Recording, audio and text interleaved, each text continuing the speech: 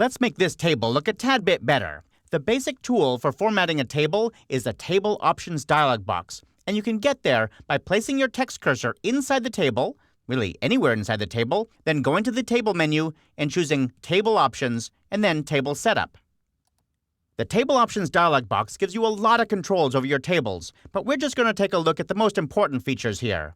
The first section at the top lets you control the table dimensions. In other words, you could add or remove columns or rows.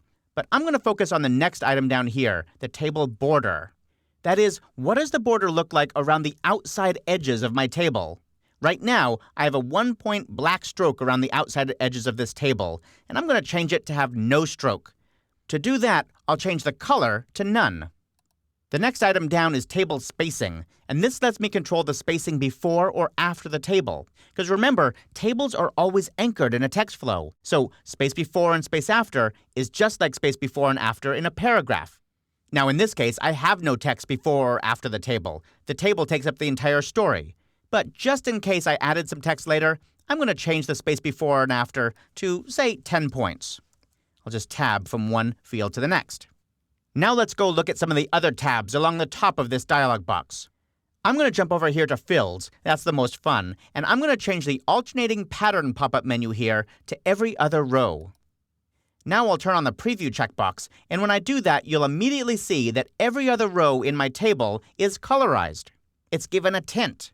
Of course, it's gray, and gray's not very interesting. Let's go ahead and change that color. I'm going to come over here and change the color of the first row to something different. Let's say orange. I can also make it a little bit lighter. I'll change this to 15%. So now my table is alternating between 15% orange and nothing, or paper. I'd like every other row not to be paper white, but rather orange, the same color, but maybe not quite that dense. I'll change this to 30%.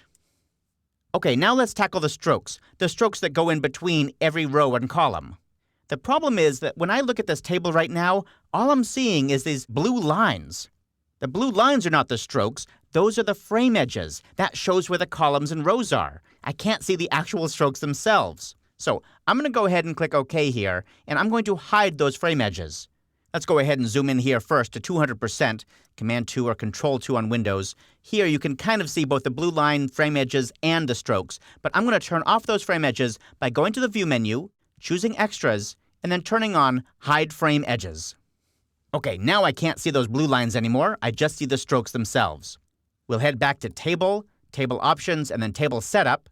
And let's move this out of the way a little bit so we can see it better. And now I'm going to head over to Row Strokes. That is, what do I want to have between every row in my table?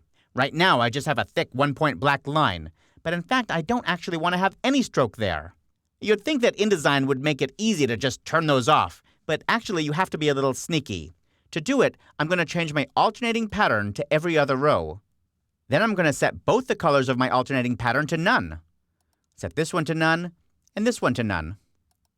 Now they all go away. Okay, let's do the columns. In this case, I do want to have a stroke between each one of them, but I want to make it white instead of black. So I'll go to Column Strokes, I'll turn on my alternating pattern, and then I'm going to set both of these to white. Or paper. All right, I'm going to click OK, and then zoom back to fit the spread in window with a Command-Option-0 or Control-Alt-0, and I can see my whole table. This is looking pretty good. Except for one thing I'm noticing. Over on the left, we see we have a header, that first row in the table. But it only shows up on the left page. I'd also like to see it up on the right page, right there at the top. Can I do that? Absolutely. To do it, I need to turn that row into a header row. To make it a header row, I need to select it first. So I'll place my cursor to the left of the row, just so I see that black arrow, and then click. Now I'll head up to the Table menu, and then choose from the Convert Rows submenu to Header. That's going to convert this to a header. Now I'll click out here so I can deselect that, and we can see that we have the same header at both the top of the first page and the second page. This could be a 50-page long table, and I'd still have that header on every single page. Okay, this table is looking a lot better already, but there's more work to be done. The next step is to format the data in the cells and also to apply custom formatting to individual cells.